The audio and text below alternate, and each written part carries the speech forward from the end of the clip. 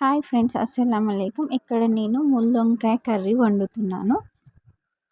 ఇక్కడ నేను ఆనియన్ సన్నగా కట్ చేసుకున్నాను. ఈ ఆనియన్ని ఆయిల్లో గోల్డెన్ ఫ్రై వచ్చేంత వరకు నేను ఫ్రై చేసాను. ఇక్కడ చూడండి, ముల్లొంకాయని చాలా సన్నగా కోసుకున్నాను. అలాగే ఆలుని కూడా చాలా సన్నగా కోసుకున్నాను. ఇక్కడ టమాటాని కూడా కట్ చేసుకున్నాను. సో ఇది దీంట్లో వాటర్ వేయకుండా మనం అనేది కుక్ చేయాలి.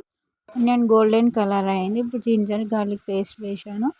దీని స్మెల్ పోయేంత వరకు మనం ఫ్రై చేసుకోవాలి. ఈ విధంగా ఇది వితౌట్ వాటర్తోని కర్రీ అనేది చేయాలండి. ఆయిల్ అనేది ఎక్కువ యూస్ చేయాలి. వాటర్ వేస్తే కర్రీ చేదుగా అవుతుంది. వంకాయ ఉంటుంది కదా, కొంచెం చేదుగా ఉంటుంది. సో వాటర్ అనేది వేసుకోవద్దు. మనం జింజర్ గార్లిక్ పేస్ట్ వేసుకున్న తర్వాత ఈ ముల్లొంకాయని మనం వేసుకొని చాలా చక్కగా ఫ్రై చేసుకోవాలి. అంత ఫ్రై అయ్యేంత వరకు మనము ఫ్రై చేసుకోవాలి. ఇప్పుడే మనం అన్ని కారం పొడి, పసుపు అవి వేస్తే కర్రీ అనేది మాడిపోతుంది. సో ఈ వంకాయ ఫ్రై అయిన తర్వాత మనము వేరే పౌడర్ మసాలా వేసుకోవాలండి. చూడండి, ఈ విధంగా ఫ్రై అయిన తర్వాత ఇప్పుడు నేను దీంట్లో టర్మరిక్ పసుపు యాడ్ చేస్తున్నాను, 1/2 టేబుల్ స్పూన్. అలాగే ఇక్కడ మనం రుచికి సరిపోయేంత కారం యాడ్ చేసుకోవాలి.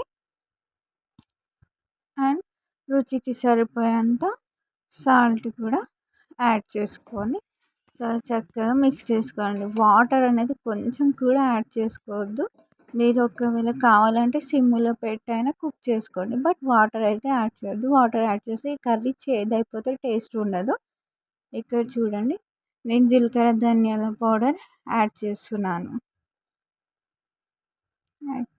రుచికి సరిపోయేంత సాల్ట్ యాడ్ చేస్తున్నాను. యాడ్ చేసి అలా చాలా చక్కగా అన్నిటిని మిక్స్ చేస్తున్నాను.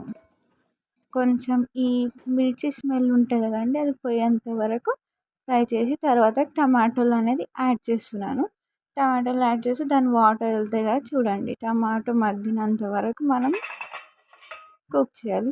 దాంట్లో అది కుక్ అయిన తర్వాత ఈ ఆలుని దీంట్లో మనము యాడ్ చేసుకోవాలి. ఇప్పుడు ఇక్కడ టమాటాలు అనేవి మగ్గినాయి కొంచెం. ఆలు అయితే తొందరగానే అవుతుంది కదండి, తొందరగా కుక్ అవుతాయి. సో ఎక్కువ టైం పడదు, బట్ మనం చాలా కేర్ఫుల్గా కుక్ చేసుకోవాలి, లేకుంటే మాడిపోతుందండి. కలుపుతూ ఉండాలి కొద్దిసేపు బట్టి. ఇక్కడ చూడండి, అన్నీ యాడ్ చేశాను.